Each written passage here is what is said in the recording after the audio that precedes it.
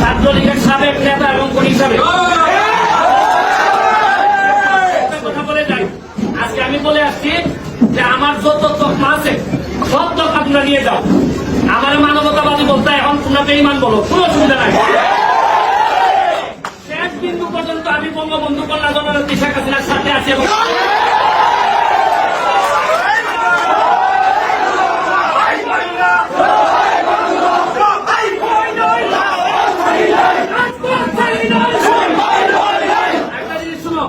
তোমরা নতুন জেনারেশন 2001 পরে আমি রিপন রতন ভাইদের সাথে রাম ভাইদের সাথে ইয়াকুব ভাইদের সাথে রাজনীতি করার সুযোগ পাইছিলাম। বিরোধী দল আমরা জানি যে কি খারাপ অবস্থায় আমরা রাজনীতি করে এই জায়গা পর্যন্ত আসছি। তোমরা আমাদের উত্তরাধিকার মানে এখন রক্তের একটা তাসির আছে। আদর্শের সৈনিকরা যদি একবার তারাই যায়, একবার তাদেরকে কেউ আর তারাই ছাত্রদেরকে এরা মাথা ব্রেন ওয়াশ করছে,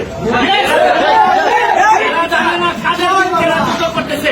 আজকে যদি এরা ক্ষমতা দেখে পতন করতে পারে, কালকে এদেরকে রাখতে পারে জামাত শিবির ক্ষমতা নিবে। এরা জানেই না এরা কিসের জন্য যুদ্ধ করতেছে, এরা জানেই না।